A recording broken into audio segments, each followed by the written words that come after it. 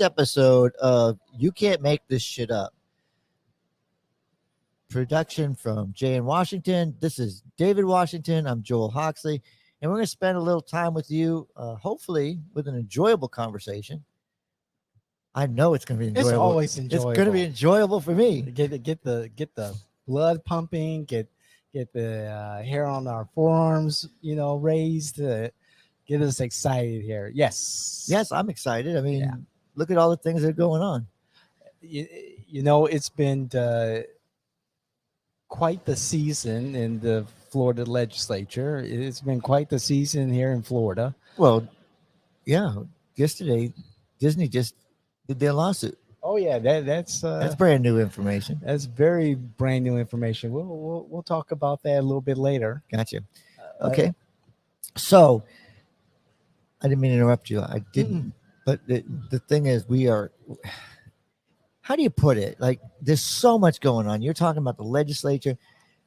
Even some things are pissing me off. Sure. Yeah. But it doesn't matter. The votes had come in, and as you always say, vote. There's consequences, and if the Democrats don't show up, the Democrats didn't show up. We now have a super majority. And we're going to town. Right. And, elections have consequences. And so the Democrats are on the outside looking in. And there was a tweet recently by the GOP, the Florida GOP leader, chairman, Christian Ziegler. Christian Ziegler never holds his tongue. Right. And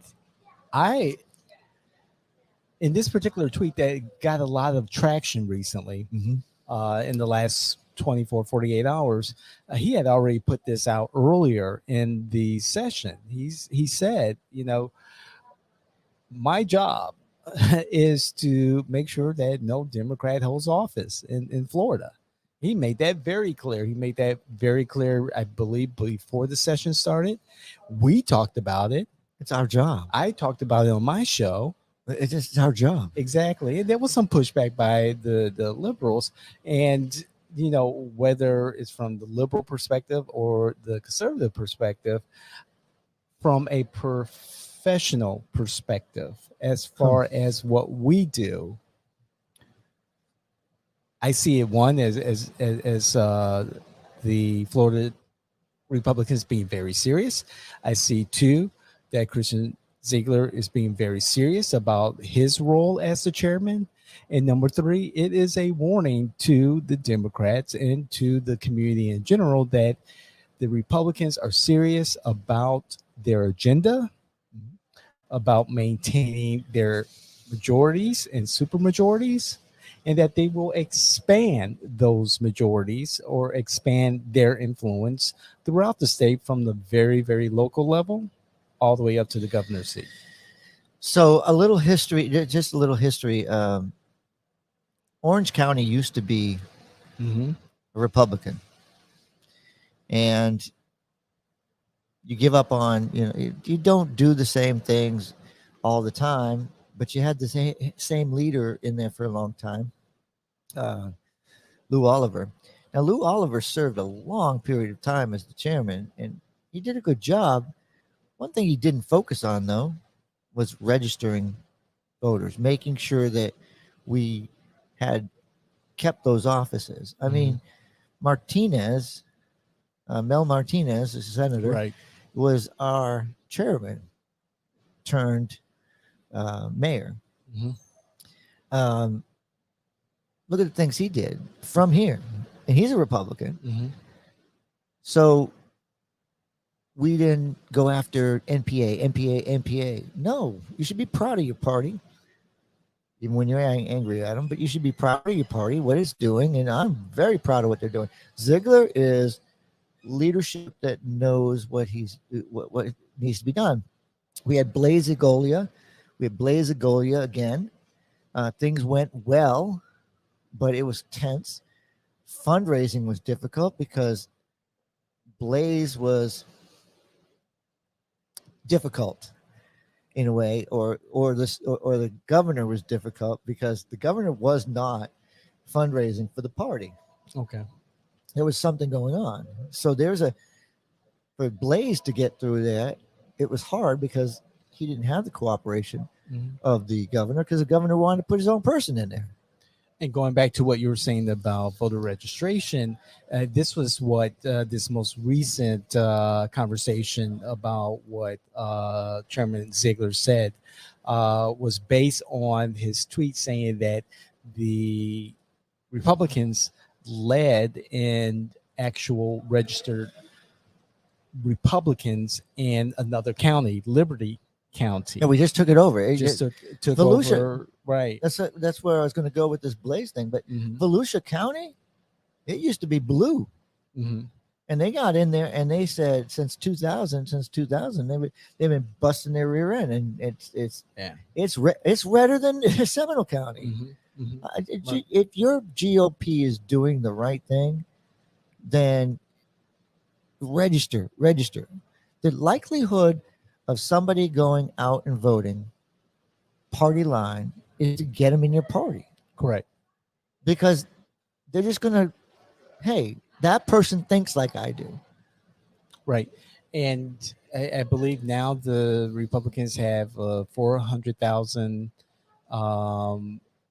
registered voter margin over the Democrats. And again, I may not agree with the Republicans. However, much respect to their focus on their agenda to get as many Republicans registered and active, engaged. And I sit back as I watch the Democrats have another meeting on top of another meeting, no clear agenda for the local level. I heard you guys are going to finally meet in person. We've got these hybrid meetings here in the Orange County level. I mean, it was kind of sad because the people in the room, I think all 12 or 14 of them, unless you were like up close to the laptop, could not hear what the vast majority of people who were on the Zoom call were talking about. And I know recently in a newsletter that went out by the Florida Democrats, they're pushing to make sure that members contact fellow Democrats to remind them to sign up for vote by mail. I think that's the wrong approach. I believe, I know that we need to do something about voter registration. If we're behind 400, 500, 600,000 votes, it's going to get worse. And we're going to make ourselves irrelevant. And that's what Ziegler said. You know, as the Republicans go about their business, and the Democrats do not. So the Democrats are making themselves irrelevant. The Republicans don't have to do very much. I like the laser focus of doing their job. Well, as a professional, as a consultant in this business. Look, and I think Christian Ziegler is taking his excellent leadership capabilities because he was our vice chairman, and he was under he served under a good chairman. But you just have to. How do I put it? Look, it's not all sunshine and glory. Sure, but we're busting. We're busting ass. I will agree that we are just totally dominating the news. Uh-huh. We're totally taking it to. We're not going to sit behind. We're not sit on our lawyer. Loins. Yeah, we're not going to do that. Why? Why? We have a job to do, and if you're serious about your job in your party, your party, you go out there and you're going to register people. And yes, Right. the same thing. We're doing the same thing, trying to make sure that everybody gets their absentee ballot Right. because the law changed. But who changed the law? We did. Exactly. So we know that we have to do it. Exactly. So it's not like, hey, is it more work? Maybe. But we were prepared because we knew we wanted to make it change the law. So you just didn't have to go, hey, I got a free mail and ballot for two more elections you didn't even turn in. Right. I mean, the postage on that is just being wasted. The Republicans are going about their business. That's true. And there are some parts of the state where the Democrats are going about their business. However, it's not a cohesive effort. And Twitter is my preferred media for immediate information that's going on. Mm-hmm. And I get a lot, from the different accounts that we have. I get a lot of information from different sources. And again, all respect to the Republicans, I get so much from the Florida Republican, not necessarily the party, but personalities, that I am that much more informed about the different bills that are going through the legislature, what the governor is doing, and how it's going to affect my everyday life. And that's one of the things that I do appreciate is the amount of information that is made available. And of course, you have the liberal, the Democratic, the Democrat detractors who have their counter view and their analysis of the different bills and other information and content. And I appreciate that. Also, it makes me a better citizen, a better voter, a better consultant. Mm-hmm. So but I can tell you, however, a lot of that information is driven by conservative causes, and it keeps me aware and makes me a better, again, consultant. Well, I do the same, but I absorb a lot of content from the liberals, mm-hmm. because I think it's the only way. But see, I think you guys live in a bubble, and I'm not. I think we all do. And well, I'm going to share this part of the bubble, right? In Orlando specifically, we have Watermark and we have the weekly, the Orlando Weekly. Yeah. Now I read those religiously when I see them distributed. Man, there's just I love to read it because it's like the most offensive thing I can possibly get to. Like every single idea is like so far away from where I'm at. I'm trying to figure out how we get in the middle. That's where I want to be. So I see these extreme ideas and I try to bring them to the middle, that there's got to be a point where we can talk about this. Mm-hmm. But this last episode was 420. Okay. So we our last episode was 420. Right. It's just, but there's no conservative in there.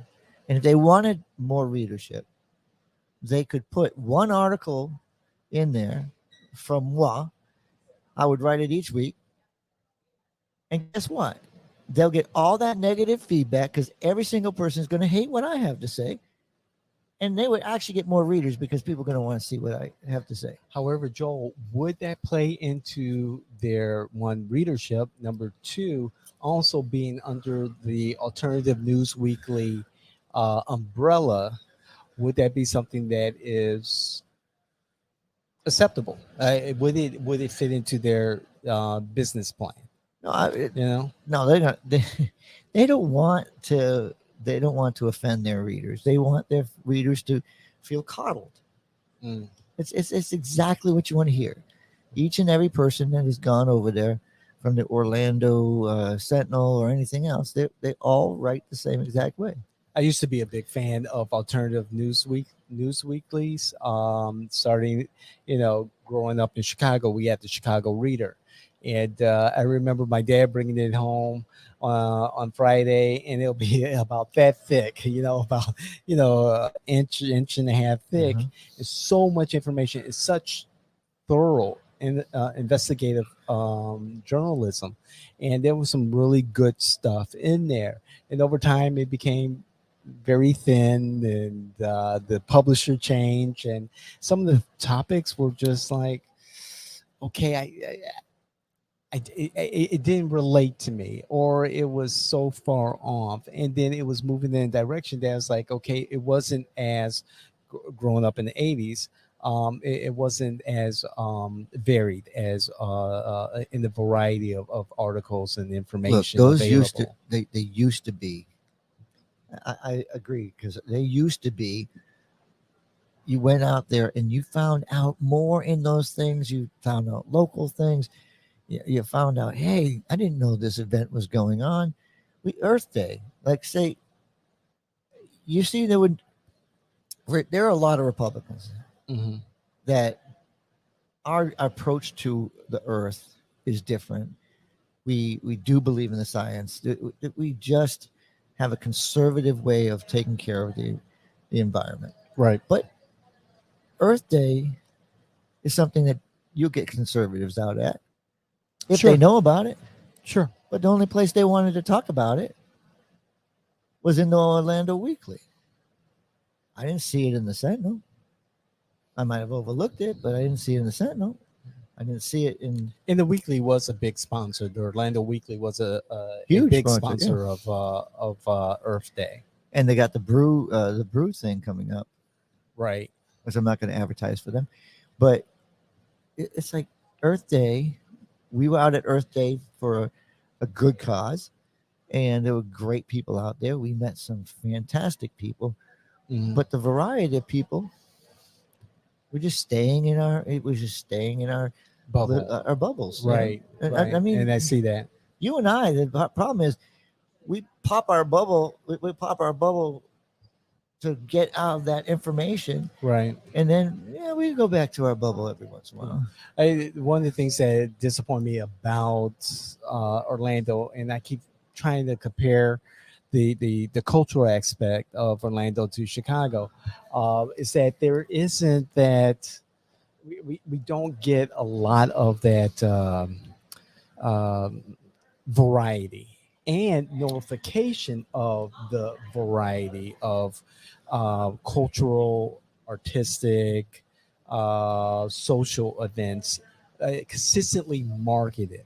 If there's a soccer game between, Arsenal and the Tottenham, Hotspur, you know, the- at Camping World Stadium. Find out at the last minute, unless you're very connected to what's going on locally. Yeah. But uh, what's lacking here in Orlando is the ability to get more variety out to the people, notify them in the large casting the larger net, if that makes sense. Yeah. So, David, one of the things I like to point out is where you get your content. So all these church going Sunday morning people that get out there, do they get the same content? Because most of these shows that tell you about these events and stuff, they're all done on Sunday morning. Sunday morning shows are like the political shows are all church time. Right. And then as soon as you get done with that, the infomercials and the junk and the sports come on. Sure. I mean, that's Sunday, and I didn't know that was going on Sundays Hmm. because I was always in church. Right. And then when I had a few weeks and I was moving and I was doing stuff, one Sunday morning I was like, man, this I forget which one it was. Yeah, but I'm saying they were back to back to back. I got to see Stephanopoulos. Mm-hmm. I mean, yeah, Stephanopoulos was the freaking chief of staff Clinton. for Clinton. I mean, he went into television. I mean, every time I see him, I'm like,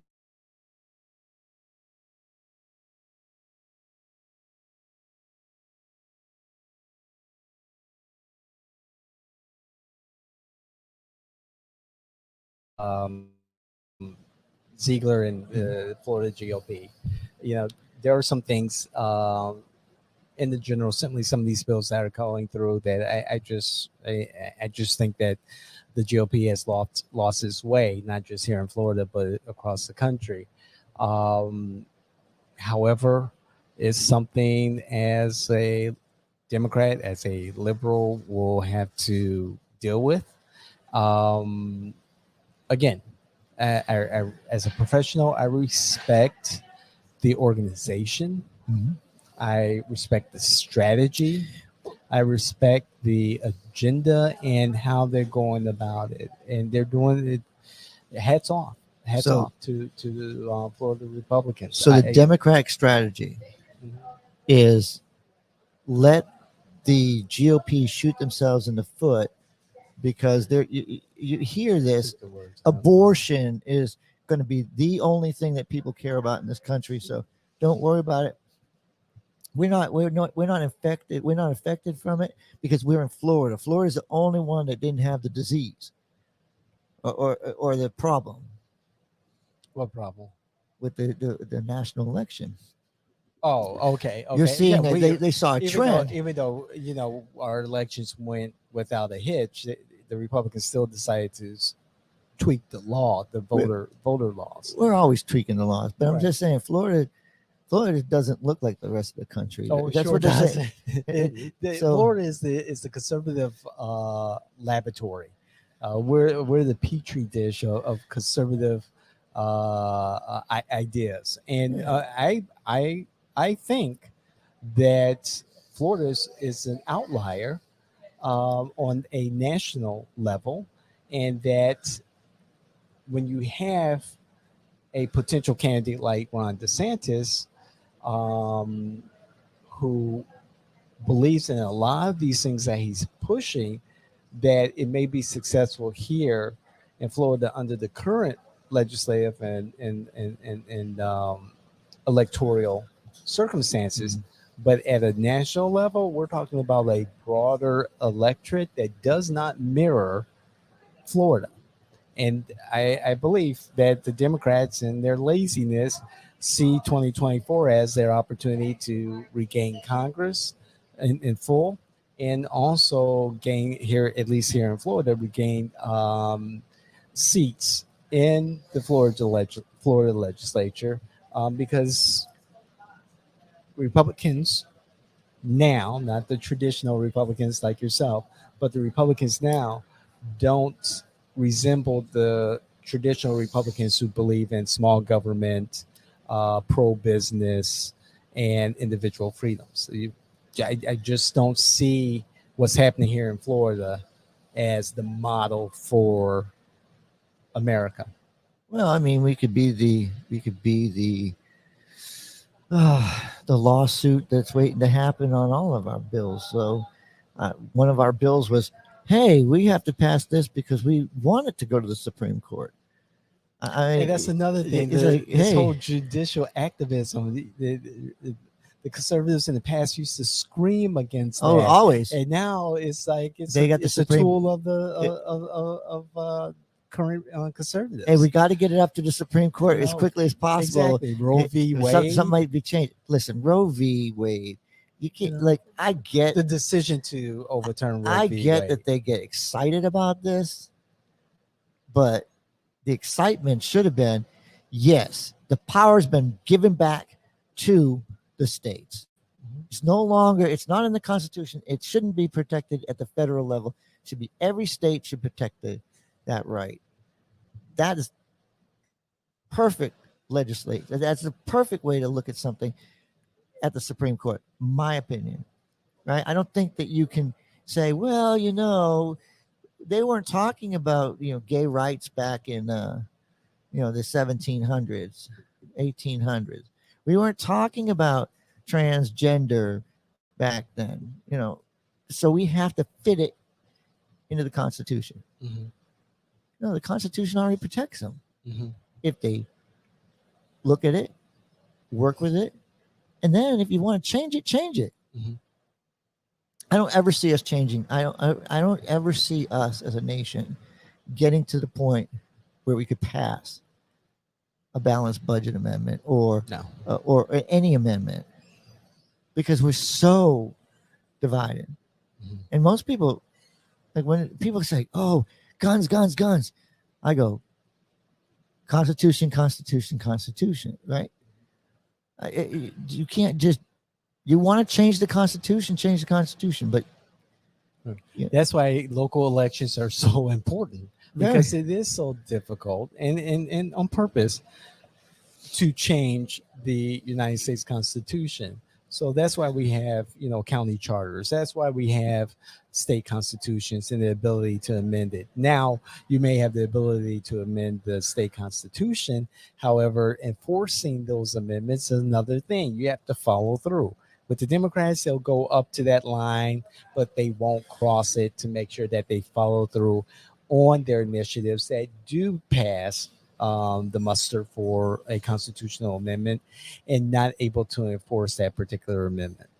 And that's, again, local elections matter. Engagement with the community matters, not just at election time, but all the time. And and I believe that's part of the strategy of conservatives, Republicans here in Florida, in being involved at the very local level, particularly those battles over the school board. School boards are always meeting. I think weekly. Matters are before them often, and the Republicans are taking a very serious approach to local government and succeeding so far. yeah. So that's a crying shame. Mm-hmm. But what do? You can't make this shit up. You can't. We're in charge. Florida GOP ain't fucking around. Well, they won't have to worry about Seminole County, because Seminole County is way too divided right now. Oh, we have to be peaceful. We have to be peaceful. They always say that, and then they go right after you. So Well, it's going to be appears fun. that the Orange County Republicans are They're taking organized. they're taking care of business. So it's like a Impressive. It's like- Impressive. yeah. We had yeah. And they're meeting in person. Yeah, they're meeting in person, and they're planning, and they have committees, and those committees are actually look at. There is an election. Hey, we have to be involved. Right. So, we got to bring people out to knock on doors, right? Yeah, we got to also. I see your members at the Orange County Charter Review Commission. Yep. Yeah. So you got to be out there. You just got to be in the game Consistently. So I can defend this. I can't defend all of it, but I can defend this. They're doing their job. They're doing their job. And my job is to make sure that everybody in my precinct is a Republican. That's my job. That's your job. I may not accomplish that, but that's my goal. Right. And I knock on doors. I see people all the time. Right. There's not a single person in my neighborhood that doesn't know that's the Politico. There you go. It's all yours. So, hats off to the Florida Republican Party. Democrats, we have some work ahead of us. And you can't make this shit up. Nope. And if you've never read the Florida Constitution, that's on you. This is You Can't Make This Shit Up.